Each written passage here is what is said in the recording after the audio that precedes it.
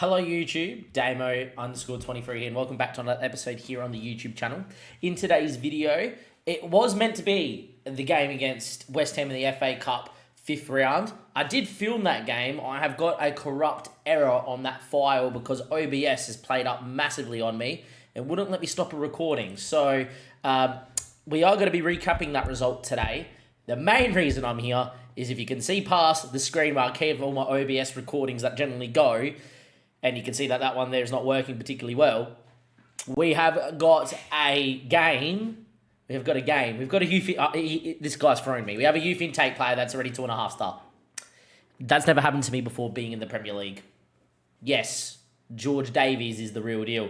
Give this episode a like, subscribe to the YouTube channel. This guy might be the best wonder kid of around, and as you can see, Jay, it looks like he could possibly emerge as one of the best players of his generation. That's not not everyone turning around going, oh, he's all right. He could be one of the best players of his generation. That is correct. Let's go before I get into George Davies. Let's go and just recap this game for you. We did lose 3-2 in the FA Cup against Aston Villa. We did lead 1-0. They absolutely dominated us in the first half. They made it 1-1. We scored 2-1 with Mariba before conceding 2 late goals to Mitrovic and Ramsey to be knocked out in the FA Cup. This game was on stream. Our VODs are up for 30 days at a time, so if you do want to go watch the full game, the VOD filmed on the 9th of the 12th is the VOD you want to watch, and that is the game there. Now, I would give you the goals, but this is too important. George Davies is here.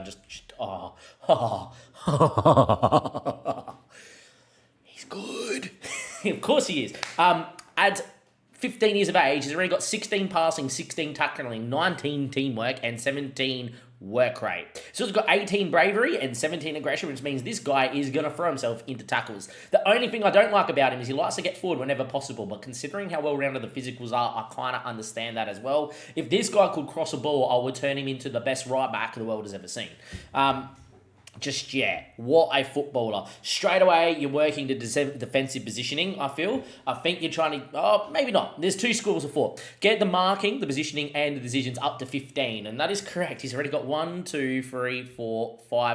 stats of 15 plus, with anticipation, decisions, and positioning all at 14 as well. So we could have 9 stats of 15 plus by the time he's 16 years of age. Good, which is ludicrous. On top of that as well, we currently play in a system where there is an anchor man on defend. As you can see, this guy's not bad. I would straight away go to a ball-winning midfielder on defend just to get this guy into the team.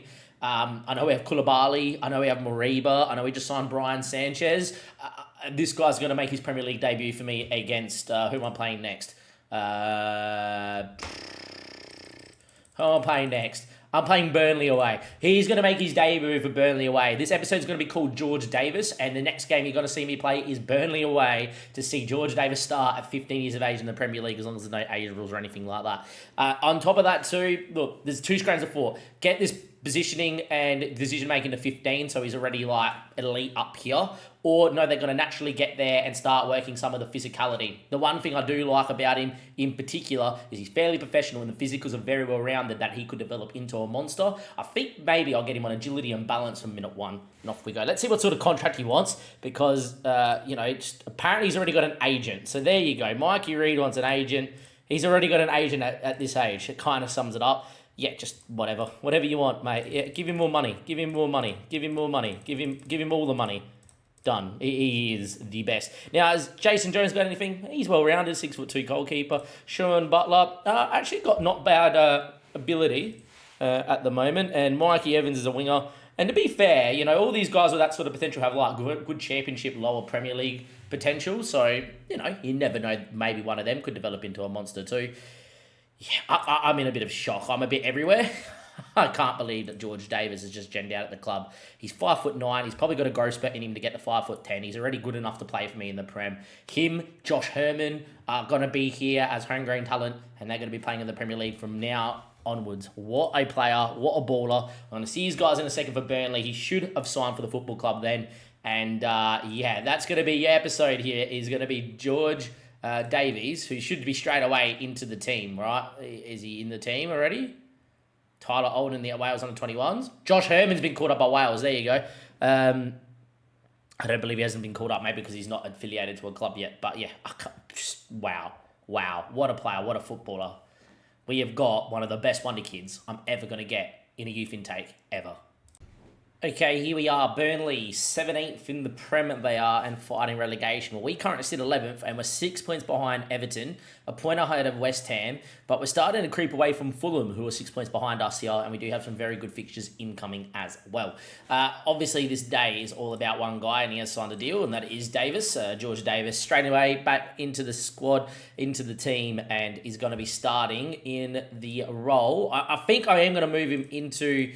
I think I am going to move him to ball-winning midfielder on defend, which I have no qualms in playing. But we'll do that in-game because Koulibaly generally plays on the other side and is not much of a ball-winning midfielder. Koulibaly, however, is going to play alongside him, and I am actually going to drop Moriba. He's a very good deeper line playmaker, and support is Koulibaly as well. Cerevolo, unfortunately, has got injured, though, so I was going to play Moriba off the bench just in case we need to make changes. But now, as it so sits, is Ashby is now going to come back into the bench as well, which means our team for this game is going to be Arthur, Robinson, Origa, Wade on Reneke, Udogi, Koulibaly, and George Davis is going to become the youngest ever Wrexham player, and I can't believe how good he is. Pavlovic, Lo Celso, and Arthur. Cerevolo was going to start, who's developing very, very well. I always say who's developing well, and Cerevolo with that 20 determination is just a monster. Also important to note, Arthur's been developing that little bit too. But the person that is definitely going to start here today is going to be Josh Herman. And as you can see, Wales have decided that he's good enough to cap. And, well, that's what's happened here. 2 caps, 2 goals, scored on his debut for Wales. And, well, what a fantastic striker. I think it's going to be a day, especially playing Burnley away, that I can do this as well and maybe get away with it. So let's see how we go here. Hopefully it's a game that we win. George Davis, we need to give him a number. I'm going to give him the 13 for now, but I'm going to give him the number 23, I think, moving forward, my number for the channel and etc. My number when I played was actually the number 1 being a goalkeeper, but let's go see what we can do. I think he's going to be incredible in the middle of the park. Let's go make a couple of changes here. We're going to move into ball-winning midfielder there on defend, and we are going to go to an advance forward on attack there for Herman. I think it's important to give Herman some games now in the run-in after he's been capped too, and let's see what we can do. They've got Wright, who I've been scouting, and people know I've been scouting. He's a 6'5" striker that does look decent, etc. there as well, and some of the names you will know there, like Brown, he was in the team still, McNally still there as well. I know we haven't been good away from home, but I would love to see this youthful side go out there and see what we can do against Burnley, and hopefully we just win. But unfortunately, Lyle Foster is away, and we're 1-0 down, and it's come from a tackle, which is not great, and we are losing, which this was meant to be a celebration of youth, but instead it looks like it's going to not be, as we are 1-0 down inside 4 minutes. We have not been good away from home, but hopefully we can rectify this here against Burnley and find a goal and get back to goal-scoring ways. I would love to see also Mr. Herman just go in there and dominate, which would be nice. Starting to have possession now, up to 60-odd% possession, and doing okay, but no real highlight in terms of chances for us moving forward. Anyway, Magnego in the Brownhill. Jevovic, I don't know, Movic? Yeah, can't speak. Anyway, not cleared away, volleyed, blocked, Arthur flicks away now. We're under the pump here for a team that's had 60% of the ball. We can't get any control over this game, which, possession generally shows who's controlling the game. This highlight's not over, and Jevovic is there again. Jevovic? I don't know. Pavlovic wins that one back, and a defensive mistake, that's offside, so that's not going to count. In the end, a weird highlight, a highlight where we just look to try and give Burnley a second goal. I'm now going to get the shout of demand more out there. Nope. Yeah, shout of demand more, because that is a putrid 20 minutes from us against a side that is fighting relegation. And if we think we're good, we need to win this game of football. And even though we're 1-0 down, it is what it is. But yeah, I don't know what Pavlovic is trying to do there. There's an opportunity to play out, and there's opportunities to not play out. That wasn't one of them when you're facing your own goal inside around your 6-yard box. 66% of possession, but we yet to have a shot, which I cannot understand why we haven't. We've now finally have. And with 66% of the ball, you expect a lot more from us. So this has been very, very, very, very, very poor against the 4-4-2 of Burnley. But it's a corner, and it's Arthur, and it's front stick, and it's clear, but only as far as Pavlovic. Arthur again. Pavlovic, can he get an opportunity? Byline cuts it. No one's there to tap it in. Koulibaly, Lo Celso now bumps it in. And, well, just like that, right on halftime, we get it back to level pecking. Koulibaly playing in the more deeper line playmaker role, which does allow him to get sometimes further forward than the anchorman. And he has created an opportunity for Lo Celso to score. That's his 9th return this season. And I've said I wanted to sell him, but good win from Pavlovic. He really should have had someone tapping that in at the back stick. But in the end, it is going to be 1-1, and we do deserve to be at least on level pegging with the amount of possession we've had. I'm happy with how we dominated possession is what I'm going to say. I would have blasted him if it wasn't 1-1, but the fact we just scored, I'm going to tell him it's been all okay. Another highlight here for Kusuki. And Kusuki is going to go long, only as far as Riga. What a flying jump from the 5'10" centre-back. Arthur going on a run, doesn't score many goals, and in the end, he's forced the keeper into a decent save, but a save he should be making. I feel for Arthur because on paper he looks so good, but his match rating is always 6.4. I don't know what we do with him. Anyway, Lo Celso with a ball in. Your doggy really should have won that one. Free header opportunity. He didn't. And it's still going to be 1-1. We're starting to look really comfortable here after halftime. But nothing really to scream about. Davis is on a booking and a 6.5, so we haven't seen much from him, and Herman we haven't seen much from either as well. Going to just let this game tick away a little bit longer here and see if we can get a highlight with these guys still in the park. Lo Celso, Udogi, and Waylon Reneke. Into Koulibaly. Arthur. Good run from Arthur. Finds Robinson. Arthur continuing on. Davis now. He's got 16 passing ability, and there you go. He just plays a nice little pass to Robinson. Herman back stick. Not known for it, but he went down, and that's going to be a penalty. Edgar won the header, but shoved Herman in the process. Judging by who's on the park, I actually think Lo Celso is the one that's going to take this. I would love to give it to Herman, but I don't think he will be. Yeah, it looks like it is Lo Celso in his left peg. Has missed a couple previously. But I think this is our first penalty in an actual Premier League game this season. And, well, he's missed that one there too, which is not good. There we go. I think with that being said and done, Davis has been solid on his debut, but Mariba is going to come in. I am going to go like this and go to an anchorman again, and Mariba's going to go deeper line playmaker. I think that's fine. Herman's going to come off as well, and we are going to move back to Kristovic in the complete forward role on attack, and Arthur's going to come out for Dewberry as the inverted winger on support instead.